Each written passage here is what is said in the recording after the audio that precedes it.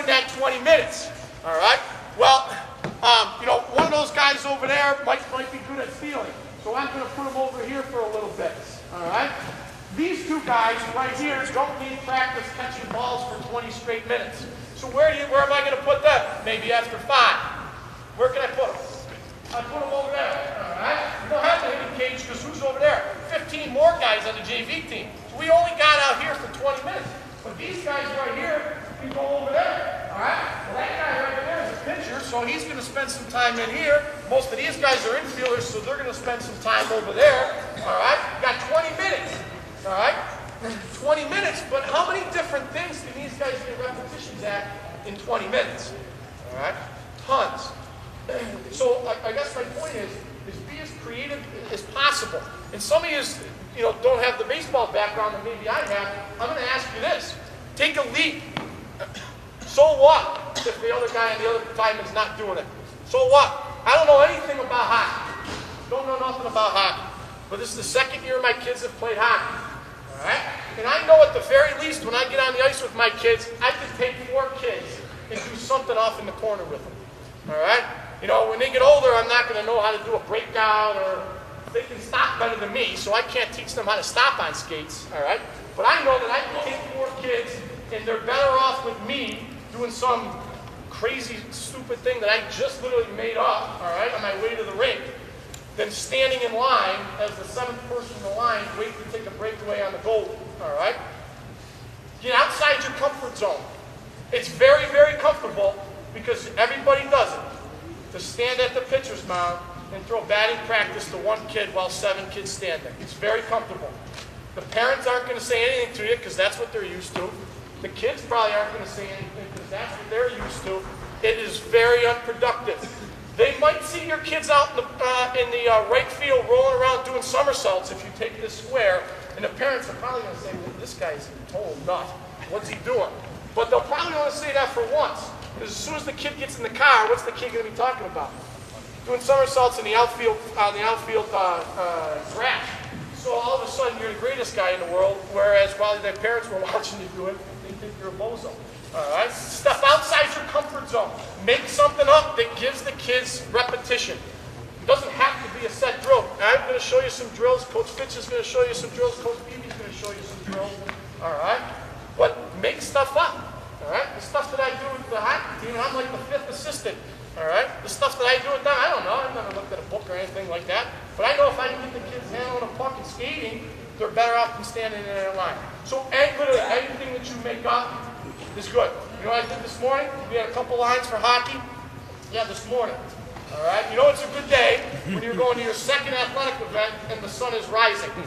All right? We had 6 o'clock hockey practice, and at the Pew, we turned down Genesee Street, and there's the sun coming up, and we're coming here. All right? We got 2 lines. So I just grab a puck, and I go to the back of one of the lines and just play catch with the puck with the last guy in line. And then the next guy comes, and the line goes up, and now I'm playing catch with the last guy in line with the puck. Is it the best? I mean, is it going to make this kid really, really good? No. Is it a heck of a lot better than that kid standing there?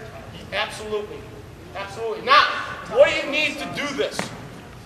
You need people, right? You need people. My strong advice, and this is easier said than done. Obviously, you need as many people to help you as possible. The best time to do that is as soon as you get your roster. Because if you run 1 or 2 practices by yourself or with maybe one other person, what do all the parents, what's the thought of all the parents? Drop them off.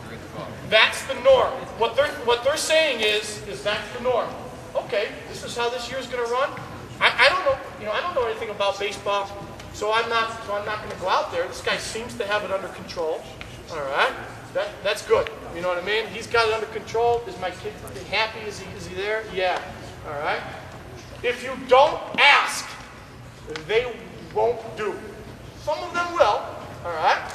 Some of them will. I know. This is my 2nd year of hockey. Sometimes it's tough for me to even ask. All right. But I know if I don't ask, the guy who's running the team, the first week or the 2nd week, you're not all of a sudden after 4 weeks going to say, "Can I start helping with practice?" It doesn't happen. So if you don't ask your parent on the first day, "Hey, can you bring your glove? Because all I want you to do is when I got 4 kids taking grounders, I want you to stand at the back of the line and play catch with that 4th kid. You'd be awful hard pressed to have somebody say no to. I mean, if you ask a request like that, how many people are going to say no? Not too many are going to say no. How many people are going to volunteer to do that? A lot fewer people are going to volunteer than are going to say no to be asked. All right? All right, guys, you guys can take a little break for now. We're going to run you through some more stuff in a little bit. Any questions so far? Any questions so far? Your plan might not be as detailed as this or anything like that, and your kids aren't going to be able to do as much stuff. But you got to go with a plan, and for goodness sakes, have some people ask them. Simply play catch with the last guy in line. All right? So now think about it.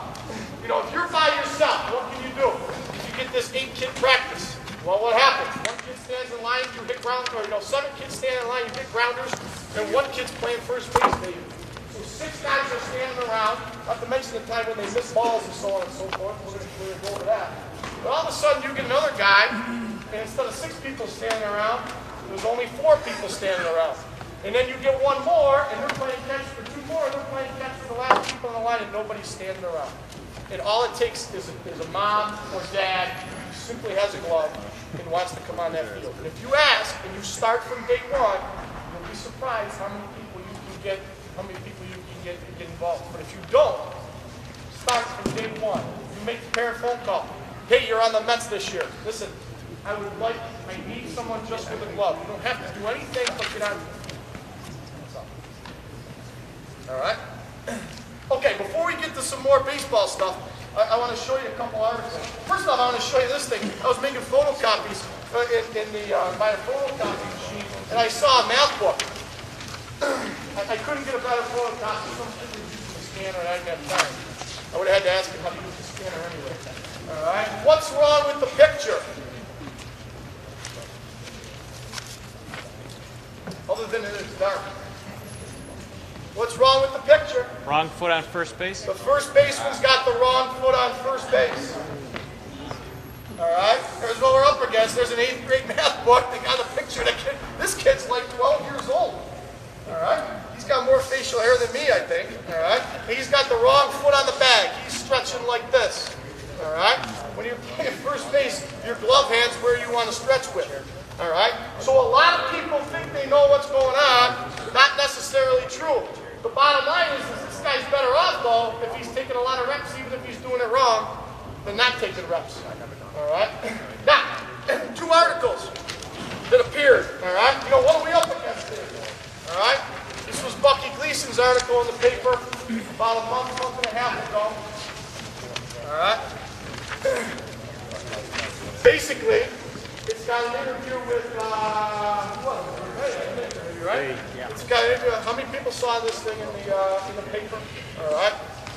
I was shocked the following Sunday in the letters to the editor to see backlash at this article.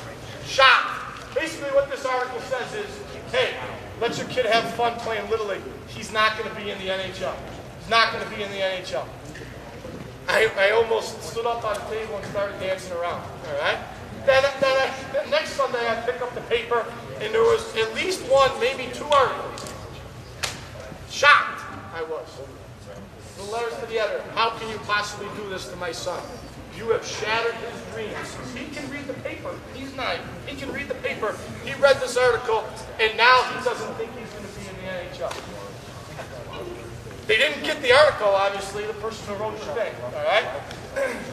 We've had, I've been here 12 years. 3 Division I baseball players. All right? Out of this high school in 12 years. All right? Each of them get probably 1/3 of their school paid for. All right? Baseball scholarships. Even Clemson, Fresno State, 11.6 scholarships they run on. That's it. 11.6. That's it. All right? Do the math. There's 30 guys on a baseball team at that level. They got 11.6 scholarships. 3 guys in 12 years. Each of them getting 1/3. That's 1 full scholarship in 12 years. Ain't going to happen. All right? Not going to happen. Well, I got